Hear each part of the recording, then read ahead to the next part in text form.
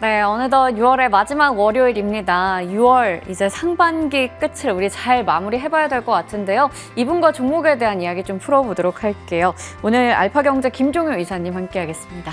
안녕하세요. 네, 안녕하십니까. 네, 오늘 지수 같은 경우에는 좀 힘이 없긴 합니다. 저희 시가총액 상위주들 흐름 보면서 더 짚어보겠습니다. 머니맵 체크해보시죠.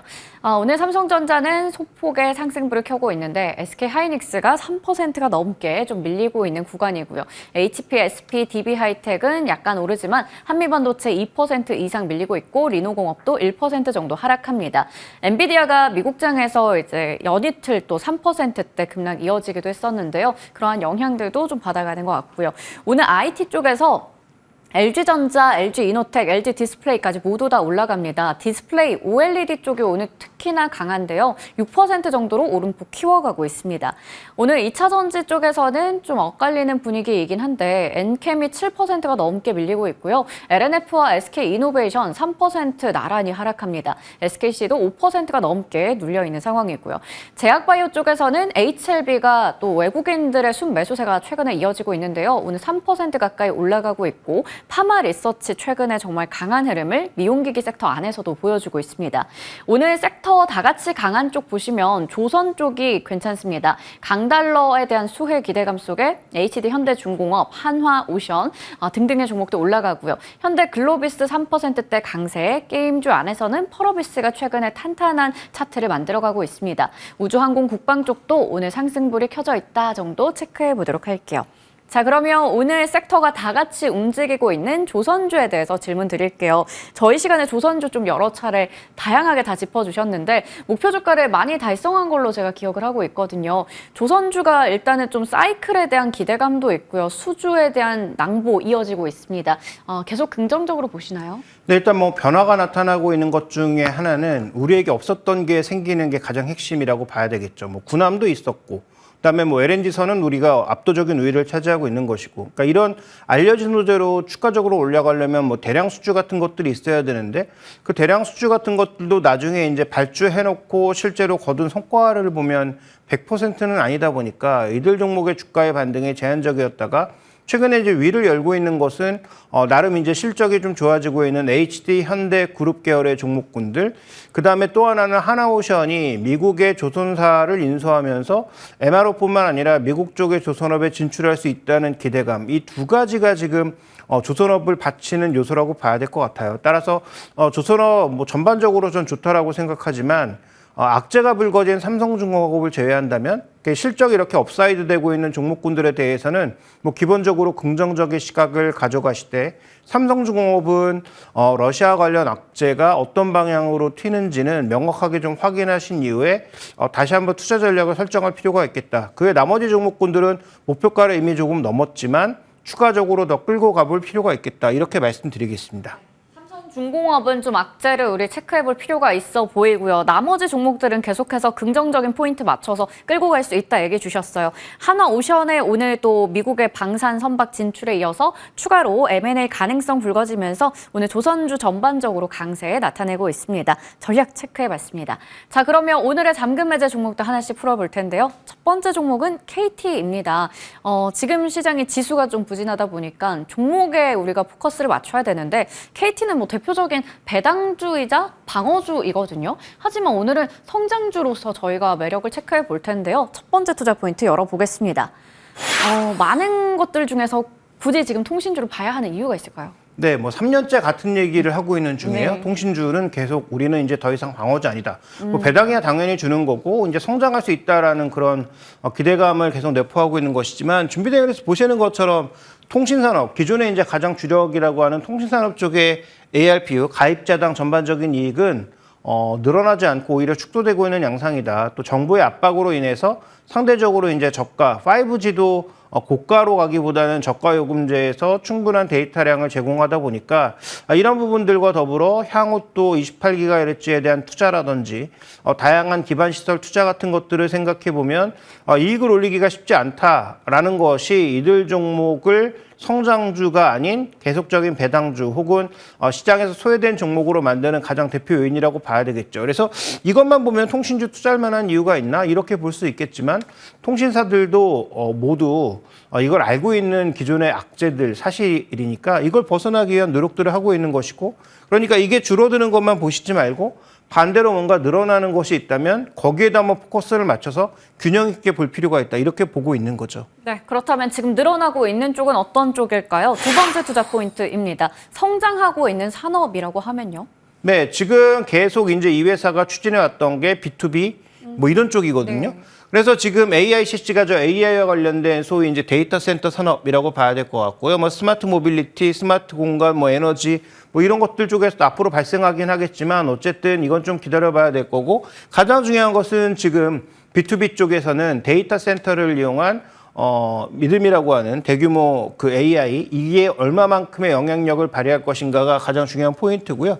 실제로 지금 보시면 아까 ARPU는 줄어드는 모습이었지만 5대 성장 산업이라고 꼽았던 쪽의 실적은 지금 B2B를 중심으로 해서 꾸준하게 성장하고 있고, 2023년까지의 전반적인 성장 속도가 지금 원래 이 회사의 성장 속도를 뛰어넘고 있는, 또 우리나라의 전반적인 산업 성장 속도도 뛰어넘고 있는 그런 상황이라는 거죠. 그래서 우리가 AI 관련주라고 하면 당연히 뭐 엔비디아, 하이닉스, 한미반도체를 가장 먼저 꼽지만 이렇게 대규모 데이터 센터를 가지고 있고 이것을 B2B 시장으로 열고 있는 KT도 AI의 한 축을 분명히 담당하고 있는 것은 맞다. 그리고 이들이 활용하고 있는 형태는 자신들이 갖고 있는 인프라를 다른 회사들이 이용할 수 있게끔 그 흐름을 열어주는 데 있다. 좀 이렇게 봐야 될 것 같습니다. 네, 생각해보면 다른 섹터들이 주목을 많이 받다 보니까 우리가 통신주 좀 잊고 있었는데 이쪽도 여러 가지 AI 관련한 사업들을 진행하고 있었습니다. 자, 그러면 이제 밸류 판단을 좀 부탁드릴 텐데요. 주가는 최근에 좀 박스권 움직임을 나타내고 있습니다. 37,000원대에서 거래가 되고 있는데요. 어느 정도가 적당하다고 보세요?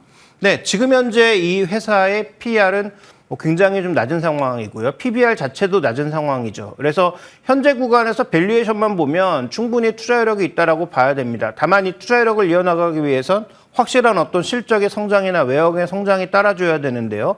또 한 가지 주목해 볼 요인이 있죠. 수급적으로 변화가 나타날 수 있는 부분도 있어서 이 부분도 점검해 봐야 되는데, 밸류 기준으로는 분명히 변화의 과정이 있을 수 있고요. 다음에 이제 준비된 그림 보시면 공교롭게도 국민연금이 KT의 지분을 팔면서 누가 KT의 지금 1위 지분을 갖고 있나? 현대차그룹입니다. 현대자동차, 현대모비스의 지분을 합치면 지금 현대차그룹이 KT의 1대 주주가 된 상황이거든요. 자, 이것도 어떻게 보면 수급에 영향을 줄 수 있는 게, KT라고 하는 어떻게 보면 사기업이지만 공기업과 비슷한 성격을 갖고 있는 기업을 현대차라고 하는 사기업이 1대 주주로 올라서는 것이 맞느냐? 만약에 그게 맞지 않다면 현대차가 지분을 팔아야 되겠죠. 반대로 현대차 입장에서는 관련돼서 시너지를 낼 수 있는 여러 가지 사업이 있다면 KT를 통해서 뭔가 추가적으로 사업을 추진해 볼 수 있는 부분도 있기 때문에, 그런 측면에서 현대차가 지금 현대차그룹이 본의 아니게 KT의 1대 주주가 된 것에 대해서는 장기적으로 좀 살펴볼 필요가 있다라는 판단입니다. 이거 뭐 공정위에서도 아마 추가적으로 좀 판단해 봐야 될 그런 이슈도 있을 것 같고요. 뭐 그런 차원에서 KT 밸류 기준으로는 저평가돼 있고 수급적으로도 뭔가 변화가 나타날 수 있는 그런 구간이라는 측면에서 보면 두 가지 측면에서 모두 뭐 긍정적인 측면이 있다. 따라서 KT에 대해서는 PL 한 8배 정도를 봐서 한 44,000원 정도의 업사이드가 남아있다라고 보고 있어서 뭐 이 종목에 대해서는 이제 관심권 안에 넣어둘 필요가 있지 않나 이렇게 보고 있습니다. 네, 이제는 KT를 우리의 관심 종목에 넣어볼 필요가 있어 보인다 말씀해 주셨어요. 44,000원의 목표 주가 기억해 보도록 하겠습니다. 다음 종목으로 넘어가 보겠습니다. SK이노베이션, 지난주에 이제 합병설이 나오면서 20% 정도 급등하고 나서 그 다음날 금요일이었죠. 한 7% 정도 급락하고 오늘도 3% 가까이 눌려 있습니다. 일단은 합병을 한다 뭐 이런 이야기가 나왔었는데 그게 결국에는 SK온을 구하기 위해서다라고 하잖아요. 그럼 정말로 이 부담 줄이면 호재인 건지 체크해 볼게요. 첫 번째 투자 포인트 열어보겠습니다. 합병. 설이긴 하고 뭐 아직까지 자세한 공시는 다시 내겠다라고 했지만 거의 이쪽에 무게가 많이 실려 있잖아요. 네, 아니다라고 부정하지 않은 이상 뭔가 진행되고 있는 건 사실인 것으로 보이고요. 그다음에 지금 SK온이 상대적으로 너무 심각한 상황이잖아요. 그러다 보니까 SK온을 살리기 위한 SK온이라고 하는 것이 결국은 SK그룹이 가기 위한 여러 가지 방향성 중에서 가장 중심축, 소위 에너지 전환이라고 하는 중심축에 있다라는 거죠. 그러니까 SK온은 어떤 식으로든 살려가야 되는 상황인데 지금 빚이 너무 늘어서 다시 또 증자를 하기도 버겁고 SK이노베이션 혼자 계속 이 흐름을 감당하자니 SK이노베이션 주주들에게도 엄청나게 지금 욕을 먹는 그런 상황이라는 거죠.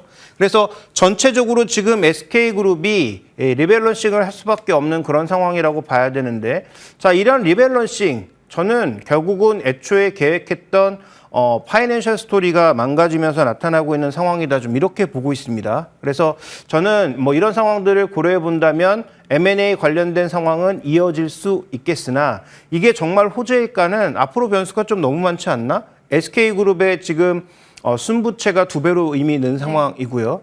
그다음에 전체적인 파이낸셜 스토리는 앞으로도 잘 될 가능성이 별로 없어 보이고요. 그다음에 지금 뭐 최태원 회장의 개인사까지 얽혀지면서 SK그룹에는 너무 좀 변수가 많은 게 아닌가? 이런 부분들을 먼저 생각해 보셔야 될 것 같습니다. 말도 많고 탈도 많은 게 최근에 SK그룹이지 않을까 싶은데요. 배터리 산업은 또 앞으로 계속 투자를 해야 되다 보니까 부채도 많이 증가하고 부담도 큰 상황입니다. 자, 그러면 이제 SK이노베이션의 본업에 대해서 좀 체크해 볼 텐데 이 석유화학 쪽을 또 담당을 하고 있잖아요. 워낙에 국제 정세부터 유가의 영향을 많이 받는 쪽이거든요. 네, 일단 뭐 석유화학도 있지만 기본적으로 정유업 자체가 이 회사의 본질이라고 봐야 되겠죠. 그래서 그동안 정유업이 잘 됐을 때는 SK온 지원하는 것도 별 문제가 없었는데 준비대행에서 보시는 것처럼 1분기에 살아났던 정제 마진이 2분기 들어서는 급격하게 가라앉고 있죠. 이게 좀 레깅돼서 실적에 반영되니까 지금 주요 정유기업들의 실적 추정치가 막 깎이고 있는 상황입니다. 그러니까 SK온에 대한 재정 지원이 줄어든다고 하더라도 SK이노베이션의 본업 자체가 별로 그렇게 탄력적이지 않다. 그다음에 석유화학 쪽에서도 뭐 다 아시는 것처럼 일부 제품들의 마진 회복이 있긴 합니다만 이게 뭐 전반적으로 아주 강력하게 이루어지지는 않고 있단 말이죠. 그래서 그런 관점에서 저는 아직까지는 이 본업도 안정 궤도에 올라서지 못했다. 그렇다면 이 종목에 대해서 우리가 정말 긍정적으로만 평가할 수 있을까에 대해서는 조금은 물음표가 달려있는 것이 아닌가 이렇게 판단하고 있습니다. 네, 좋습니다. 본업까지 좀 체크를 해봤고요. 그래도 일단은 증권가에서 장기적으로 봤을 때는 뭐 기업 가치가 나중에 좀 상승할 수도 있고 SK온이 적자 이어가지만 혼자서도 흑자를 낼 수 있는 회사가 될 수 있고 나중에 또 뭐 상장할 수도 있다 이러한 이야기 나오잖아요. 장기적인 관점에서 이 회사를 봐야 될까요? 네, 현재 지금 밸류를 놓고 봤을 때 어느 정도의 밸류에서 거래되고 있느냐. 지금 뭐 PER 측면에서 뭐 저 그림은 제가 보기에 그렇게 적절한 그림은 아닐 것 같네요. 자, 그다음에 PBR 측면에서 봤을 때는 바닥에서 조금 올라온 정도인데 분명히 조금 의미가 있다라고 보여지지만 중요한 건 합병하는 과정에서 누구에게 우위를 줄 것이냐. SK이노베이션에게 우위를 줄 것이냐. ENS에게 우위를 줄 것이냐의 관건인데 SK온을 살리기 위해서 하는 거라면 ENS에게 좀 더 메리트를 줄 가능성이 있어 보이고 그러면 SK이노베이션 주주 입장에서는 또 굉장히 강력한 저항에 달을 수밖에 없는 그런 상황인 거죠.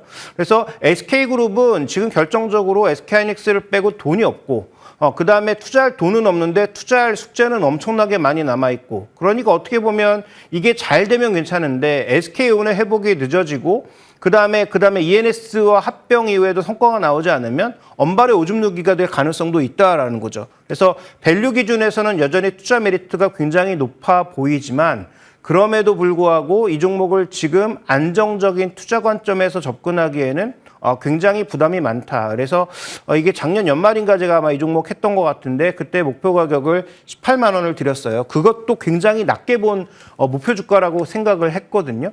근데 지금의 업황 돌아가는 분위기, SK그룹이 돌아가는 분위기로 봤을 때 그것도 제가 보기엔 너무 높게 잡았다라는 생각이 들고 따라서 목표가를 15만 원으로 하향하고요. 투자 의견은 바이가 아니라 트레이딩 바이 정도로 좀 낮춰 잡는 게 현실적이지 않나. 물론 정말 장기로 봤을 때 어떻게 갈지는 아무도 모르지만 어쨌든 변수가 너무 많아서 그 주가의 변동성을 감당할 수 있는 분이 아니라면 이 종목을 장기 투자하기에는 쉽지 않을 것 같습니다. 네, 앞으로 또 닥치게 될 수 있는 이 변수에 대해서 고려를 해봤을 때는 트레이딩 바이 정도의 의견 주셨고요. 목표 주가는 기존에 제시했던 것보다 하향 조정해서 15만 원 설정해 주셨습니다. 오늘 종목에 대한 이야기는 알파경제 김종일 이사님과 함께 풀어봤습니다. 감사합니다.